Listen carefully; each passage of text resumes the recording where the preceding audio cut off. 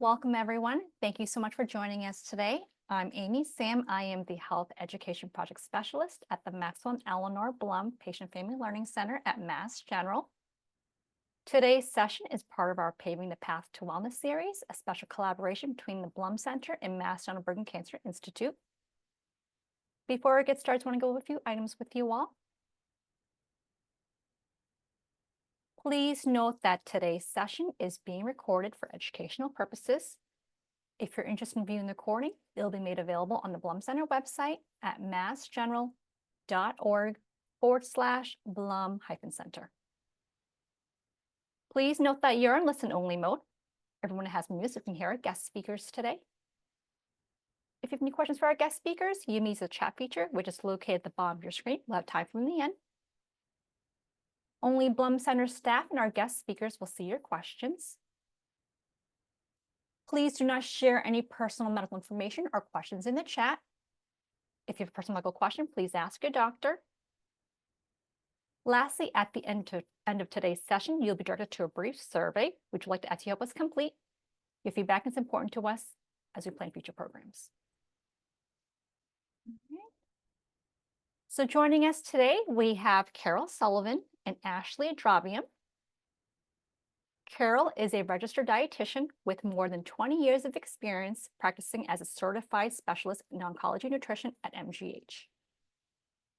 She has a special interest in lifestyle medicine, where she serves as the lead dietitian at the Mass General Brigham Cancer Institute Lifestyle Medicine Program, where she offers individual and virtual group visits. The program is offered to patients on the survivorship continuum, incorporating the pillars of lifestyle medicine, which include eating healthfully, being physically active, managing stress, getting adequate sleep, and having a strong support system. Joining us, we also have Ashley. Ashley is a senior clinical dietitian and board certified specialist in oncology nutrition. She has been at MGH for over 10 years, working with adult and pediatric patients to provide individualized medical nutrition therapy. Ashley is also part of the Mass General Brigham Cancer Institute Lifestyle Medicine Program, where she helps patients and survivors incorporate healthy behaviors into their lifestyles. Ashley is certified as a qualified bilingual staff in Spanish and enjoys connecting with patients and families from all backgrounds to help with nutrition through their oncology journey. They join us today to give a talk on Paving the Path with Every Bite, Nutrition as a Tool for Cancer Survivorship. So please join me in welcoming Carol and Ashley. One moment while I pull up your slides.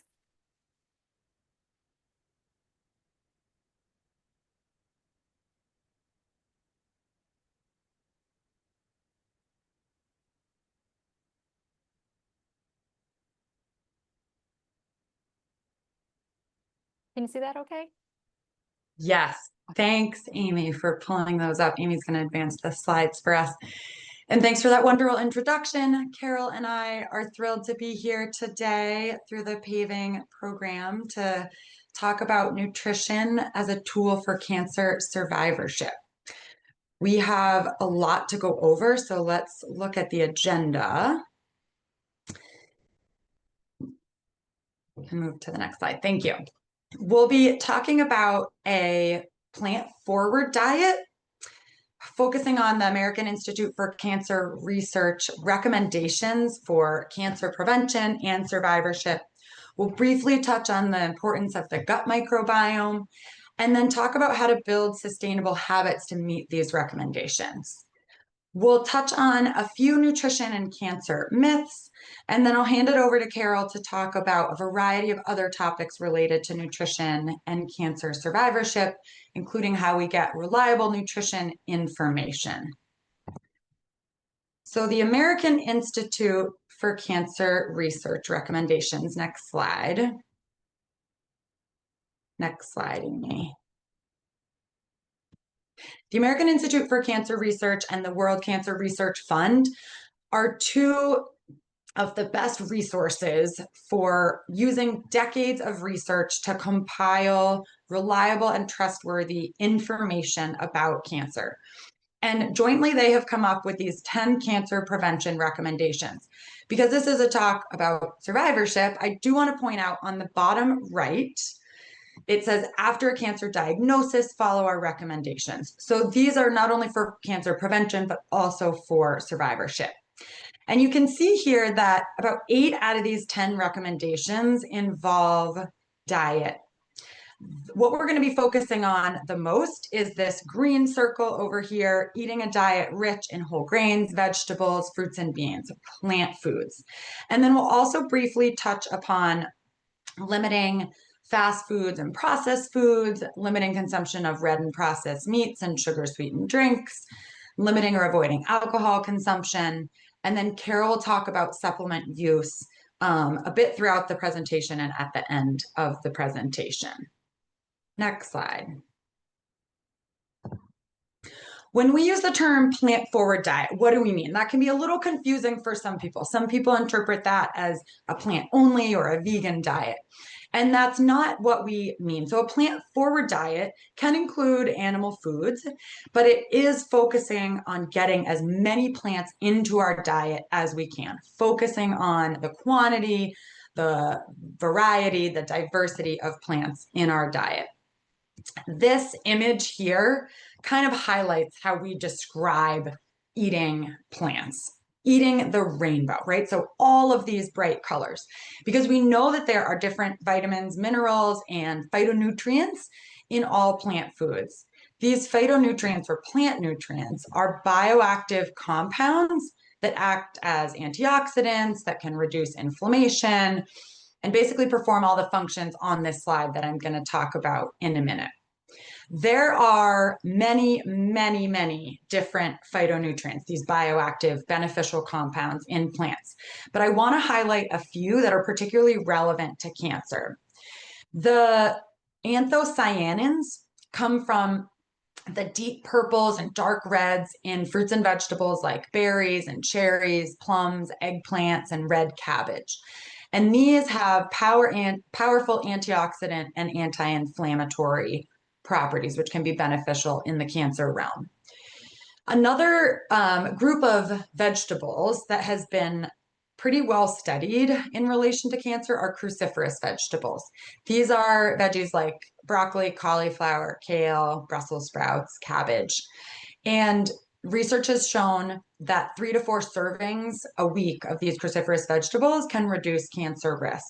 This is largely in part to the isothiocyanates, the phytonutrients in these in this category of vegetables, which can detoxify or eliminate carcinogens from our body and interfere with tumor growth. And then lastly, the isoflavones, which are found in highest amounts in soy foods, work as potent antioxidants. They can inhibit tumor growth and limit the production of cancer-related hormones. We'll talk more about soy in a bit, but what are the mechanisms for which this happens? So a plant-forward diet reduces chronic inflammation. The antioxidants that I mentioned from these plant foods, from the phytonutrients, can reduce inflammatory signaling and turn down inflammation. A plant-forward diet also improves immune function.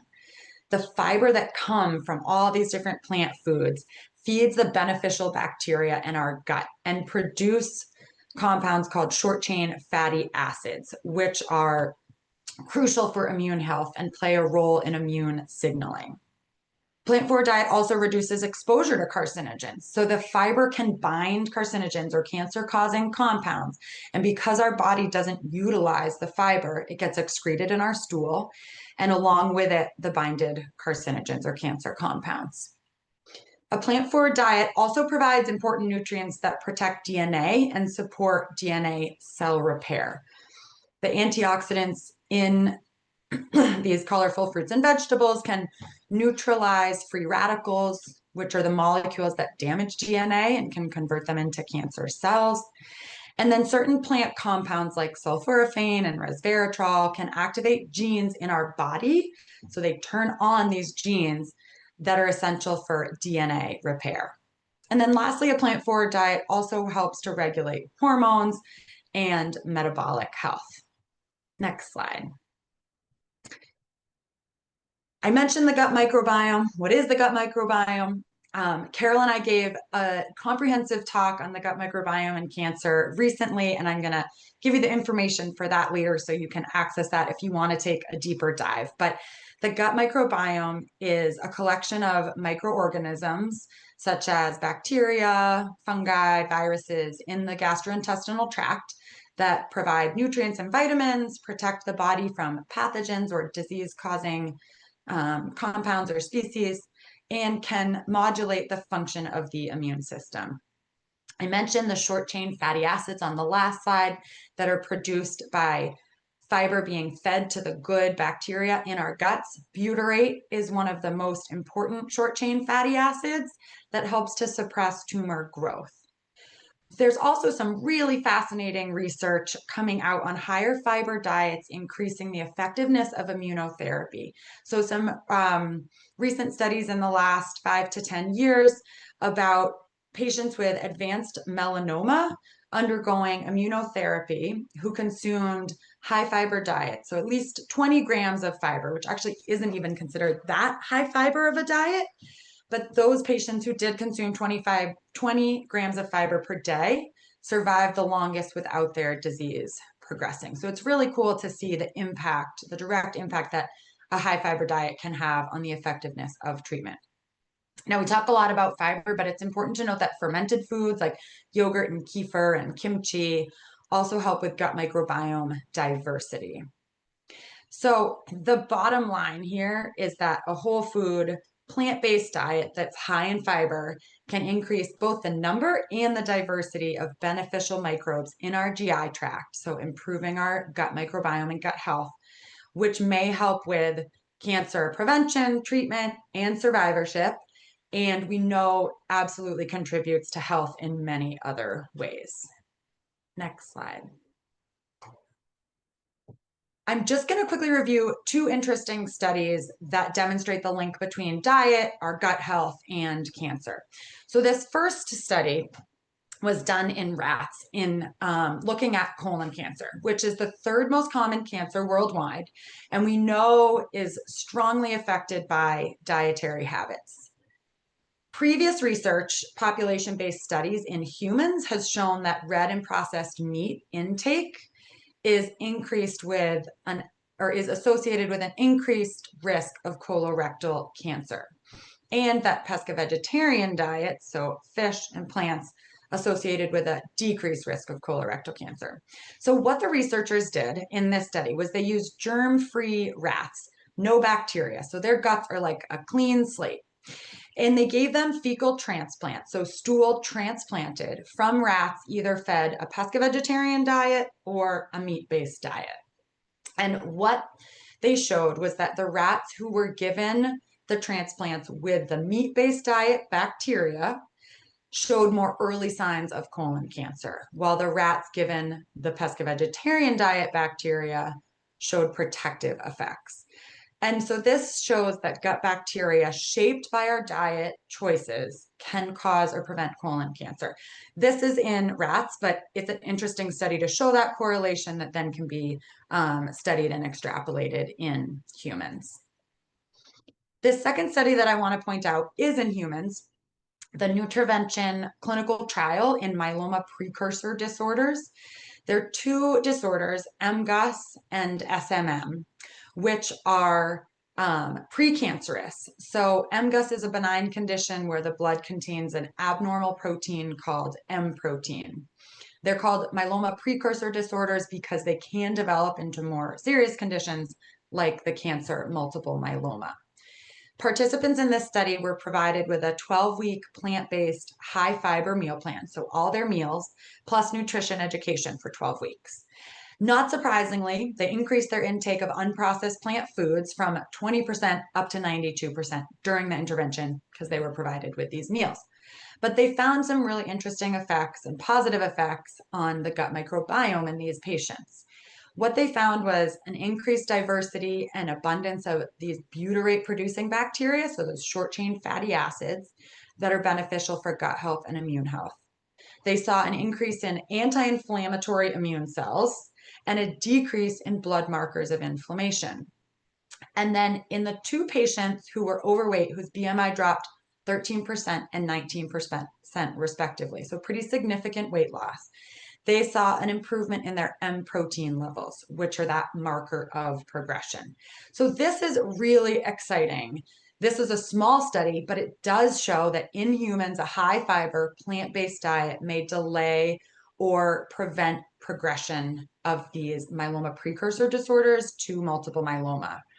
And because of these promising results of these initial trials, they're now recruiting and enrolling for a Nutrivention 3 trial with a larger patient population, 150 patients, to look at the effects of a plant-based high-fiber diet in conjunction with supplements like omega-3 fatty acids and curcumin on these myeloma precursor disorders. Next slide.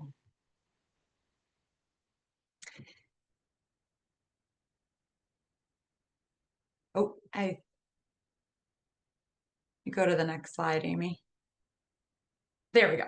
This is just a snapshot of the talk that Carol and I gave through the Lifestyle Medicine and Cancer series about the gut microbiome. So this is available through the Blum Center and the Lifestyle Medicine website on YouTube if you want to hear a bit more about the really interesting research that's going on in this area, and then some kind of practical tips and applications for how to improve gut health and our gut microbiome. Next slide. So far, we've talked about the importance of the gut microbiome in cancer and how a high fiber diet is essential for a healthy gut microbiome. But how do we get that much fiber? So the recommendations from the American Institute of Cancer Research for most adults are to reach a goal of 30 grams of fiber a day. However, the average fiber intake for Americans is only 15 grams a day, so about half of that recommendation. This list is by no means comprehensive, all the foods that contain fiber, but it does show some of the higher fiber foods. And I just want to point out at the top, the legumes up here are really high in fiber, some containing 15 grams per cup. So you can see that if you're diligent about incorporating fiber foods throughout the day in your meals and snacks, that it's perfectly feasible to get up to that 30 grams of fiber per day. We always caution patients that if your diet isn't currently high in fiber, that you want to increase your fiber intake slowly to avoid any GI distress. And we do get asked about fiber supplements for meeting these goals. While fiber supplements are helpful for some people with GI issues, we always focus on food first to meet these fiber goals because of the synergy from the beneficial components in foods that we don't get in supplements. Next slide. So what does this look like on your plate? In the center is the American Institute for Cancer Research's New American Plate, which recommends 2/3 or more of your plate be comprised of vegetables, fruits, whole grains, and beans, and 1/3 or less of animal protein. So the way that we incorporate plants into our diet can vary depending on your preferences, your cultural or social or religious preferences or restrictions, but it can be vegetarian, vegan, pesca-vegetarian, or incorporating some animal protein. But you can see here what all these plates have in common is that they're full of these bright, fresh colors, variety of plant foods, the reds, the greens, the oranges, the purples, lots of different color and texture on these plates. Even the chicken here in the middle and the salmon both look like they're seasoned with herbs and spices, which can add beneficial phytonutrients into our diet as well. Next slide. I want to show this slide with sources of plant protein because protein is such a hot topic now, and sometimes we get concerned from patients that they feel like they can't meet their protein goals with a plant-forward diet. But so this gives examples of plant foods that are particularly high in protein and then also have the benefits of having those fibers, phytonutrients, vitamins, and minerals that are found in plant foods. So it's perfectly possible to meet your protein needs through a plant-forward or plant-based diet. The one caution is that if you are not eating any animal products at all, so a fully vegan diet, you may be at risk for certain nutrient deficiencies due to limiting the animal products, and those can include vitamins like B12, iron, and zinc. So if you are following a diet that is exclusively plants, you want to just talk to a dietitian or your PCP to make sure that you're getting enough of these nutrients or supplementing if necessary. Next slide. All right, so tips for eating more plant foods. The most important thing to do to make, any healthy diet choices, regardless of what it is, but especially getting plant foods into your diet, is to plan ahead, right? If we have a plan in place, when life gets busy, we have something that we can follow without a lot of thought. And that is what makes the healthy choice the easy choice.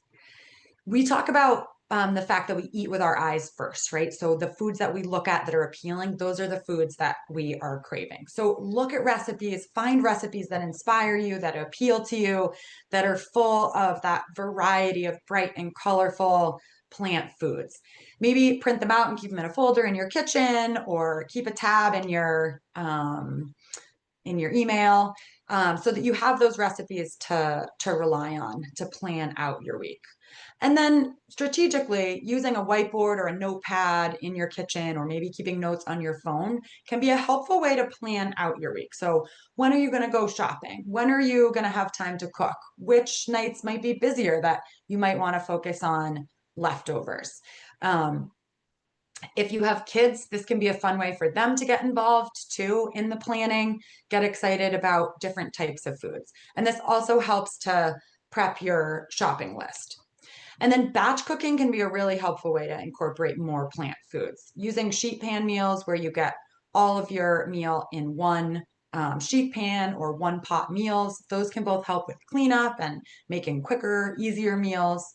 Crock pots and Instapot meals, those are great to start, let cook during your workday. Soups and stews and those crock pot meals can also make large batches that you can have for leftovers later in the week.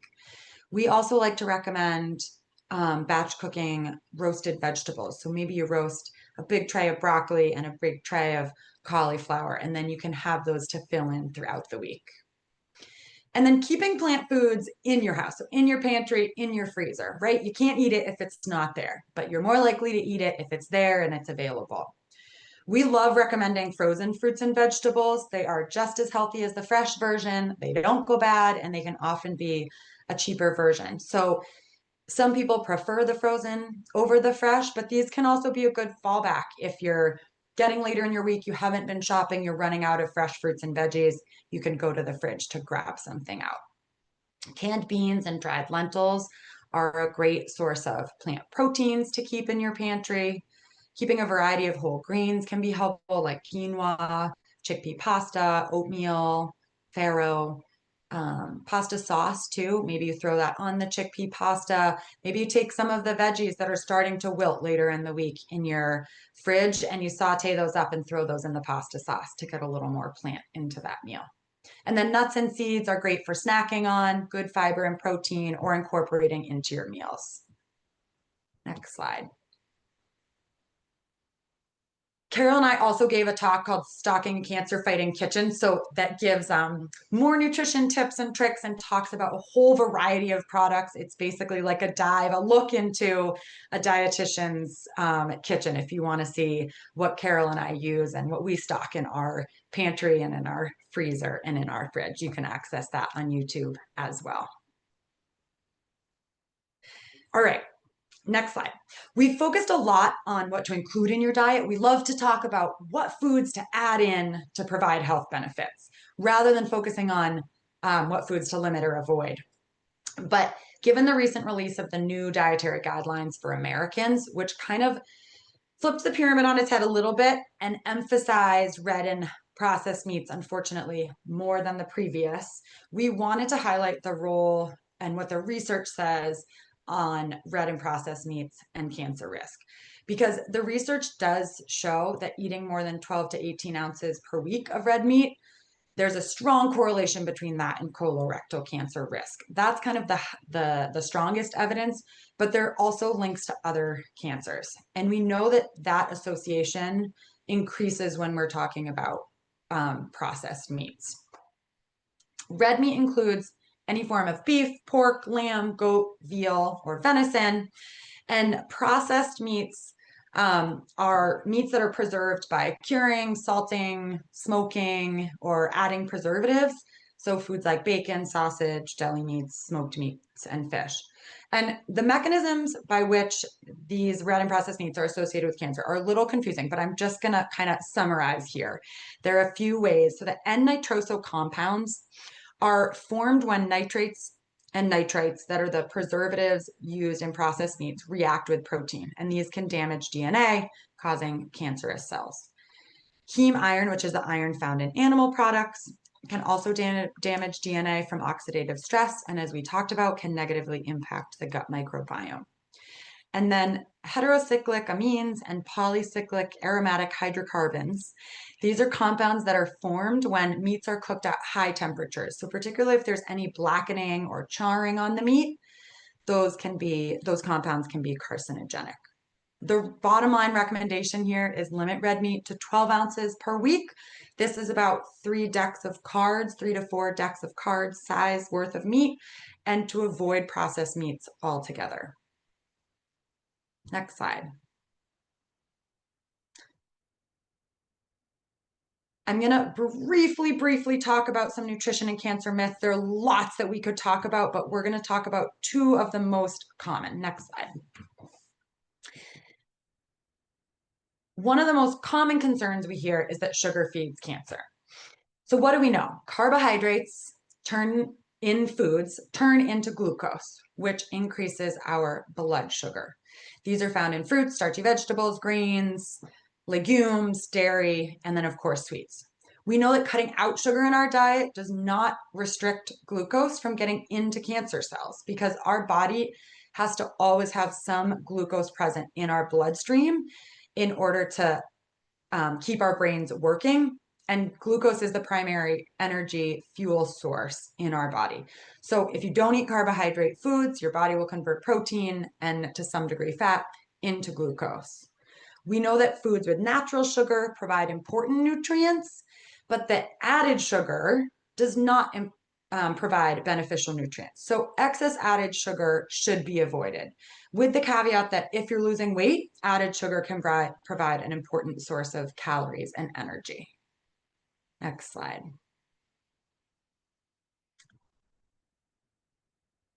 We know that a chronic intake of added sugar can contribute to excess insulin production in our bodies and excess body weight, both of which have been associated with an increased risk of cancer. So eat the carbohydrates, the slow carbohydrates, the whole grains, the fruits, and the vegetables, but limit the added sugar. Eating small amounts of added sugar is not going to directly feed cancer cells, but we want to try to limit the amount that we're eating overall. Next slide. And the second myth is that soy products increase the risk for hormone-sensitive cancers and should be avoided. We know that this is not true, and we now recommend soy products because we know they're beneficial. This concern was based on the fact that isoflavones in soy products have a similar chemical structure to the hormone estrogen. They're called phytoestrogens or plant estrogens. And because higher levels of estrogen are linked to increased breast cancer risk, we initially thought that soy foods might increase breast cancer risk. But we know that mice and rats actually metabolize phytoestrogens differently than humans, and more recent research has negated this previous recommendation to avoid soy and has actually shown that soy is beneficial even with hormone-sensitive cancers like breast and prostate cancer. So it may have a beneficial effect in increasing the positive effect of tamoxifen. Soy products may reduce the risk of recurrence of breast cancer and prostate cancer, and lower rates of progression for those with prostate cancer in as little as 1 soy serving a day. Next slide. We also know that there are other benefits of soy. It's a great source of plant-based protein, fiber, like we talked about, anti-inflammatory omega-3s, and vitamins and minerals. So bottom line, not only is soy okay to eat, but it is beneficial. We want to focus on whole soy foods like soy milk, tofu, edamame, and tempeh, and avoid high-dose protein supplements just because we don't have the research to show that those are safe and effective for reducing cancer risk yet. Next slide.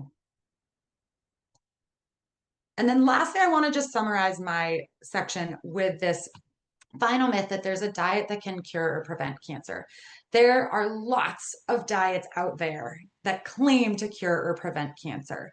But what we know is that it comes back to the evidence that's used by the American Institute for Cancer Research that eating mostly plant-based foods, whole grains, vegetables, fruits, nuts, seeds, beans, legumes, and soy plays an important role in preventing cancer and contributing to health in general. There is no diet that ensures that you will not get cancer, and no specific proven diet to cure cancer. We want to focus on the basics that we have the evidence to show, and that's a plant-forward diet and limiting the other foods. So I'm going to pass it on to Carol now to talk about the rest of the nutrition and survivorship topics. Thanks, Ashley. I'm going to try to tighten up my section so we have time for questions. I'll do my best. Amy, you can go to the next slide to what else matters. And then the next slide. Great. So why do we care about bone health? Bone health is often an overlooked longer-term impact of cancer and cancer treatment. So why do people with cancer have an increased risk for bone loss? Multiple reasons, including chemotherapy, hormone therapies, including ADT or androgen deprivation therapy, the use of aromatase inhibitors in breast cancer, steroid use, radiation treatment, and being at a low body weight can all increase the risk for bone loss and early bone loss. So today we're going to focus on just 2 of the nutrients that are important for bone health, but really there are many, which is why a varied balanced diet is also important for bone health. Next slide. So this is a little bit of an overwhelming slide, just listing all of the dairy sources of calcium and non-dairy sources of calcium. We are going to go onto a more realistic slide on the next page that demonstrates how to actually meet this recommended daily allowance for calcium, which the recommendation for the recommended daily allowance is 1,200 milligrams for people who are at risk for having bone loss, which in reality, most of the people that I work with are able to get to about 50% or about 500 or 600 milligrams of their calcium needs through food. And then the other half we usually have come from supplements. And usually I recommend calcium citrate. It's a little bit easier on the stomach. So if you go to the next slide, Amy. So this is a slide just demonstrating what a day of food providing 1,200 milligrams of plant-based calcium would look like. So while it is possible to get enough calcium from your diet and possible to get enough from plant-based sources, you have to be pretty intentional about it. So here we have some soy milk, which most plant milks are fortified with some calcium and vitamin D, but double check, not all of them are if you are using a plant-based milk and expecting it to have some calcium in it for you. And then 2 tablespoons of almond butter makes up 400 milligrams, some tahini, which is sesame paste, which is delicious, mixed with some lemon juice, some cold water and some salt and pepper as a topping to a bowl. And that bowl has about a cup of kale in it. So this is another 200 milligrams. And then a snack might be a handful of almonds and some figs for another 150, 200 milligrams. And then dinner time might have a half a cup of white beans and maybe a cup of cooked spinach or collard greens to give you another 400 or 500. So you definitely have to plan it out to consistently get this much calcium in a day. So that's something that we work with people all the time in survivorship. Go to the next slide, Amy. We also have a a bone health webinar that should be in the Blum Center archives as well. We eventually are going to have everything together once the MGB CI website kind of gets revamped. So look for that in the future.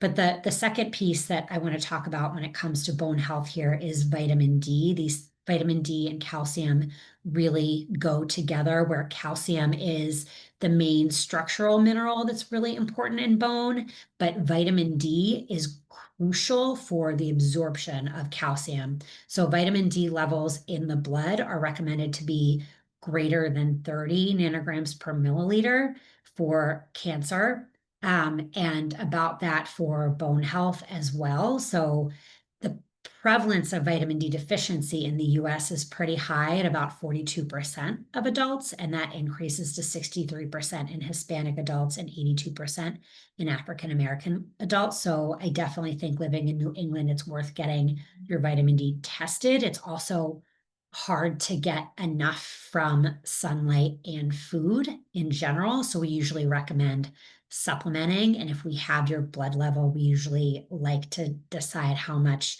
you should be taking based on that blood level. And the recommended daily allowance is 800 that you should be getting from food and supplements, but it can go up to about 4,000 international units a day. So this is definitely one to also check in your supplements. If you're taking more than one thing, people can get into some supplement stacking and end up getting really high amounts of vitamin D as well. So this is a good one to check with your provider about as well. And then lastly, it's hard to get enough from food. If you were trying to get it from food, canned salmon, mushrooms that have been exposed to UV light, and dairy products and fortified plant milks are places that you'll find vitamin D. It's just hard to get enough every day to keep your blood levels up. Okay, we can go to the next slide, Amy. Thank you. So we're switching gears here and talking about body weight. So a lot of people during treatment and even after have a difficult time maintaining their weight. So these are just a few of the tips that we'll often work with people on around how to start really maximizing their calorie and protein intake so that they can help improve their body composition and regain some of that lost weight, starting with really eating often throughout the day, beginning within that first hour of getting up. If you're waiting till really late in the morning or early afternoon to eat, you've already missed out on a chunk of the day.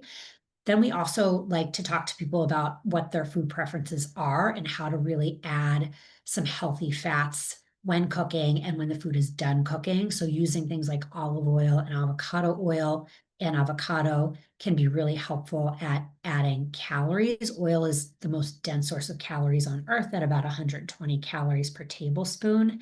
And you can also get some good nutrients, and another one of those phytonutrients, polyphenols in olive oil that are really beneficial for us as well. So lots of tips that dietitians can help you with if weight has been a challenge.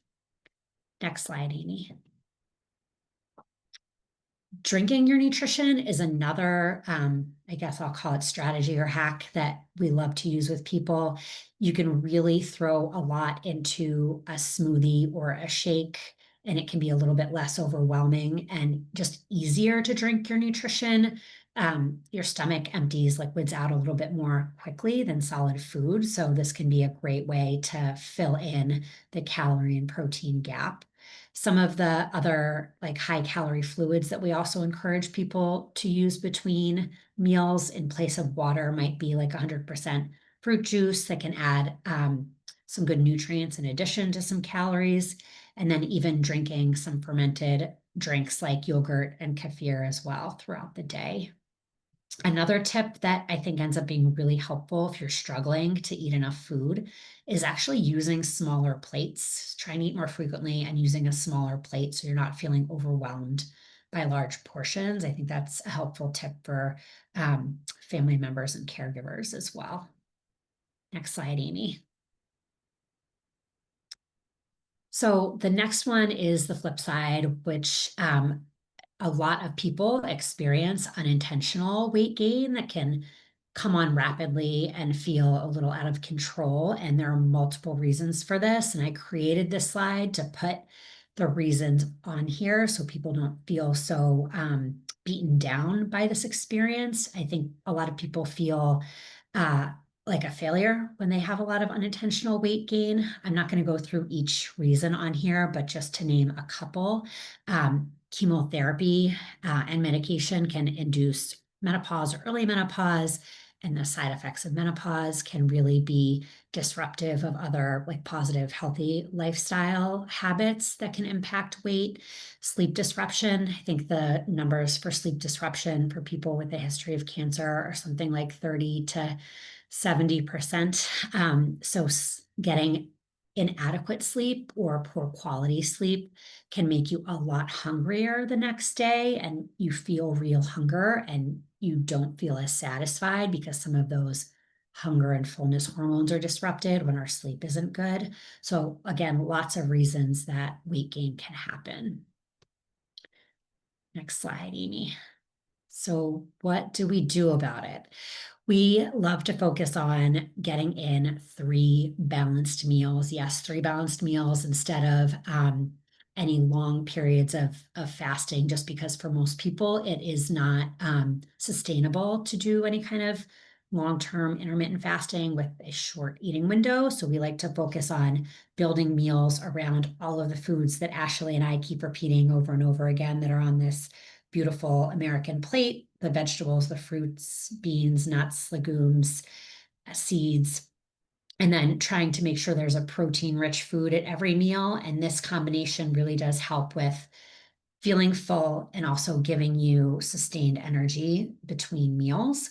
We also spend a lot of time on behaviors too, on eating mindfully, and then identifying emotional or stress eating patterns or emotional triggers for eating that maybe don't have much to do with true hunger.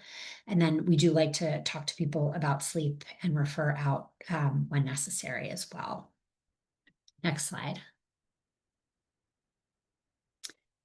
So again, Ashley mentioned we like to talk about what should be on the plate, and then we don't talk as much about what to avoid. But when it comes to trying to lose weight or getting in a calorie deficit, we definitely discourage very low calorie diets that can lead to further loss of muscle mass.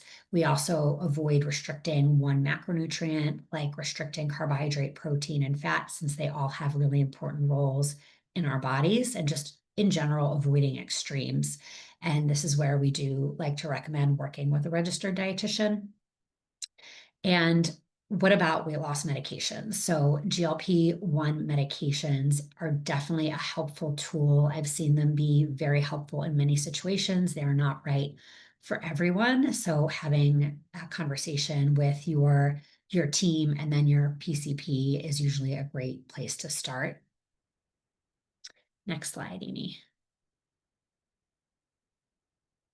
So just as another important topic that, again, the recommendations and the new dietary guidelines for Americans were liberalized a little bit on alcohol, but just to reiterate that the evidence shows there's no safe level of alcohol when it comes to cancer. Really, when alcohol is metabolized, it's converted to acetaldehyde, which is a known carcinogen. And this is the reason why no type of alcohol is beneficial and should be avoided when it comes to cancer.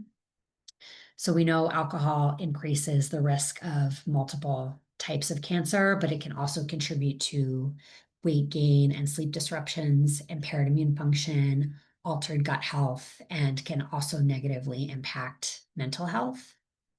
So what can we have instead? Amy, you can go to the next slide.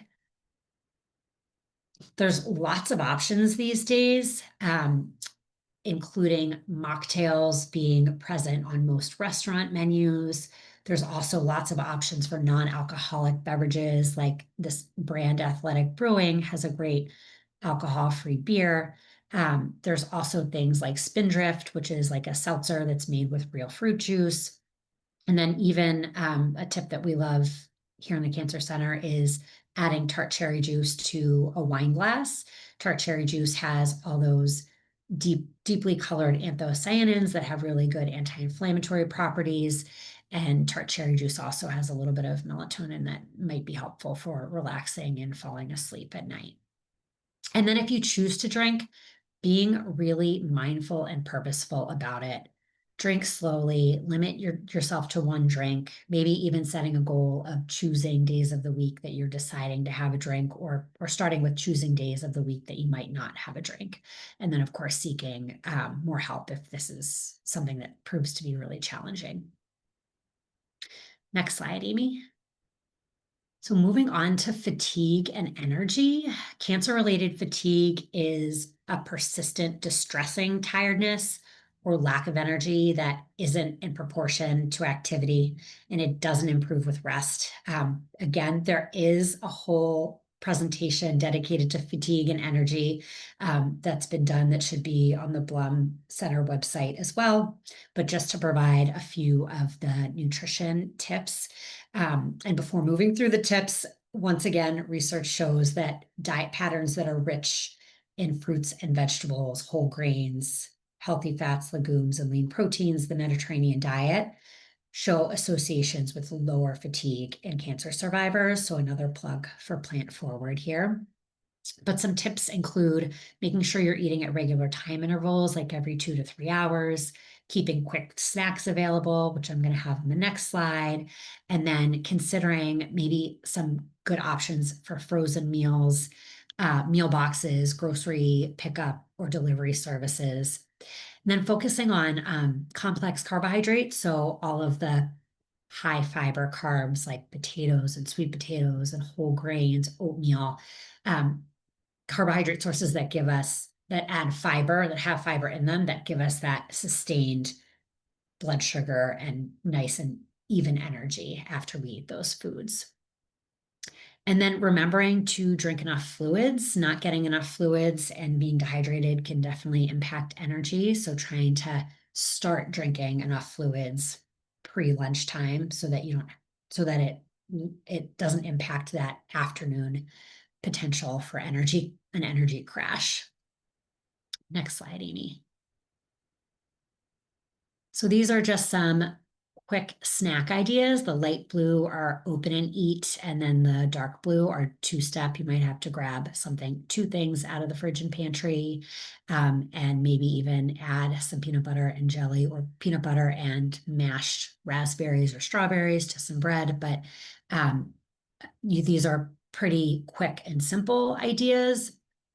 Also understanding that sometimes even making a peanut butter and jelly sandwich can be a pretty big task if you're really experiencing a significant level of fatigue. But these are some good options to keep in your fridge and pantry. Next slide, Amy.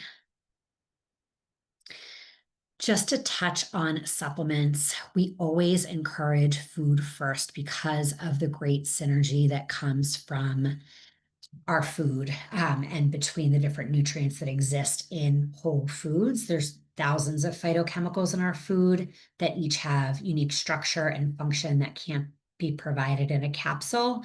Eating the food is also cheaper with more benefits than stocking up on different supplements. So just a couple words of caution as well, that supplements can interfere with medications or disease, and they may cause issues like liver toxicity can actually happen with high dose supplementation. Supplements are not regulated by the FDA. There's a pretty low bar for what you have to do to package up a supplement.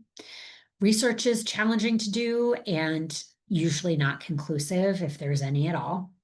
So if you are going to take a supplement, definitely talk to your care team. And then the two probably more popular third-party testing that you'll see on the labels are this NSF certified for sport and the USP, which is the US Pharmacopoeia. And this at least helps to confirm that the ingredient on the back is actually what they're saying it is. Again, not a super high bar. They'll also make sure that there are limited or the appropriate limited amounts of contaminants like heavy metals, microbes in the supplement. And they confirm some batch to batch consistency, but again, not not heavily regulated, but looking for these, the NSF for sport and USP or the consumer labs or this empowered by evidence stamp is a little bit helpful. Next slide, Amy. There's also been a great presentation on supplements that was given not too long ago that should be on the Blum Center website as well. So where does your nutrition information come from? Next slide. There's a lot of information, and I might be willing to bet there might be more misinformation out there. So asking yourself some questions when you're screening information that you're seeing. Does the website or person seem biased? Does the website or person try to sell you something? These are definitely important questions to be asking yourself.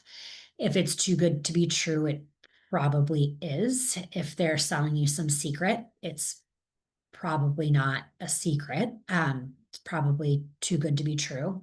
Look for information from a reputable cancer organization that's based on research and evidence.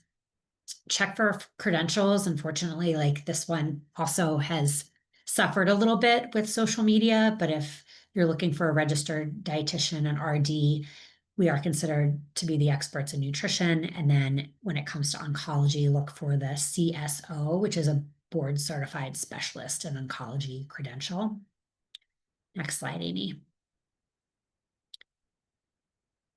So here are some resources that we think are pretty helpful that are credible. So the American Cancer Society, the American Institute for Cancer Research, which we've mentioned already today, and then the MGB Cancer Institute Nutrition page does have recipes, tips, and videos that we're starting to accumulate on our website. There's some good books by Rebecca Katz. And then I love this podcast from our colleague, Crystal Zaniga. She's a registered dietitian and a CSO and a professor and a PhD, and she has a great podcast that she's just started putting out called Cancer Nutrition HQ.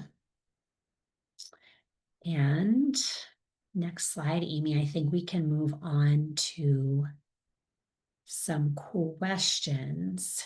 And I think Ashley and I are going to manage these for the next 6 minutes here. Yeah, thanks.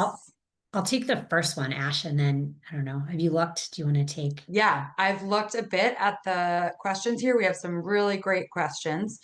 Amy, one of the questions was whether we could share the link to the Blum Center website. I'm not sure if it's possible to provide that to all the patients because we did mention a lot of presentations, some that Carol and I have given, and then some that some of our colleagues have given that are great resources for diving into some of these topics a little bit more. So Carol, I will start off by asking you a question about intermittent fasting, which you briefly touched on. The question is, for patients who are interested in doing intermittent fasting, do you recommend certain times of day? Yeah, the time of day that is best for intermittent fasting,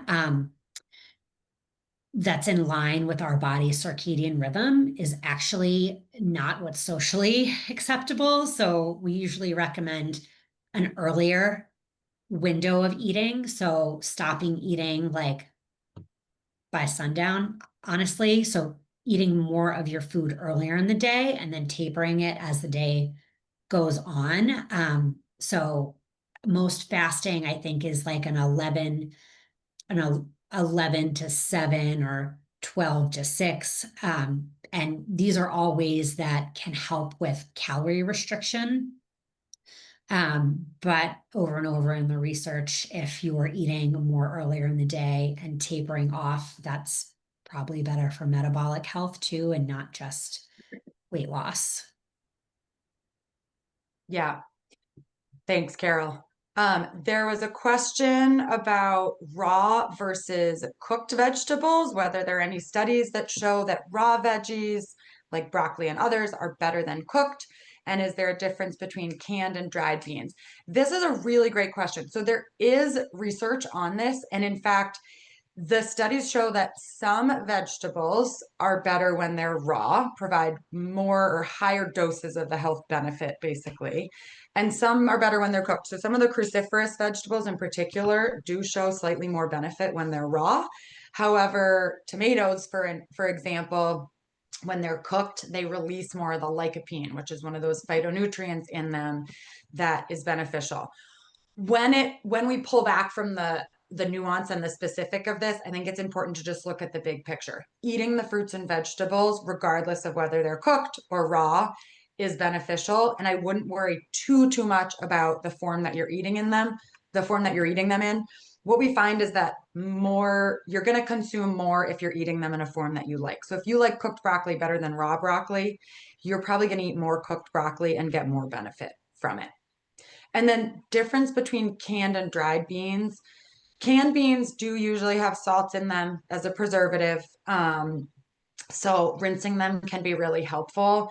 Dried beans take a long time to cook. So I think it's a matter of, do you want to spend your time and do you have the time to spend soaking beans overnight and cooking them versus, are you in a rush? Are you looking for a quick source of plant protein that you can open a can, rinse that, the salt off, and throw them on a salad and a chili into a dish. So I think it's more a matter of how does it work to incorporate that into your life? All right, Carol, another question about whether there is a % body fat that's healthiest for cancer survivors outside of BMI. Do you know? I actually don't know the answer to this question off the top of my head. I don't either. I would say to not get hung up on the numbers. Visceral fat is probably an even more important measure, which you can take by measuring your waist circumference. And that's important because the visceral fat is the fat that's surrounding our internal organs, and that is probably more important than overall body fat, which overall body fat is still important. But I would also say focusing on a number as a goal is sometimes helpful, but focusing on the habits to get you there is going to be more important. So consistency with strength training and movement every week, and then getting the right nutrients in your diet, like getting enough protein, which that's something that's pretty individualized that we work with people on all the time. So we're happy to help people with that too. I don't know if you have anything to add, Ash. No, I think that's great. I can just take one more question in the last 30 seconds that we have here, but there are a couple questions about kind of natural food powders and teas that are described as supplements on the box. Those can be a little bit confusing, but in general, something like a tea or a cocoa powder, or curcumin powder or wheatgrass, something that you might use in your cooking or in a tea, is safe. We wouldn't consider that a supplement the same way as something that you would have in a highly concentrated dose in a pill. So the person who asked the question mentioned whether it's okay to have different teas regularly, but alternate between peppermint and chamomile. We actually know that there are important plant compounds in teas that provide these antioxidants and phytonutrients that can be beneficial. So I would say, as far as an herbal tea goes, drink all the herbal tea that you want. All right, I think we're out of time. We have some other great questions about vitamin D and kombucha and the Maha movement that we would love to stay on and keep talking about, but our time is out. So thanks everyone for attending. It's been wonderful to be here talking to you about this. And like we said, check out the Blum Center website for more really great talks out of MGH and MGB Cancer Institute. Thanks for attending, everyone. I'm also going to enter in the chat before we end, save the date for our next session.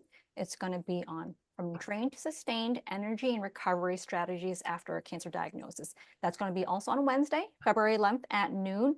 That Blum Center website, that link that I provide in the chat, will also give you information of our upcoming events, including this one, as well as a Zoom link to attend. All right, everyone. So I think that's all that we have time for. Thank you so much for attending. Thank you. Take care. Thanks, everyone. Bye-bye.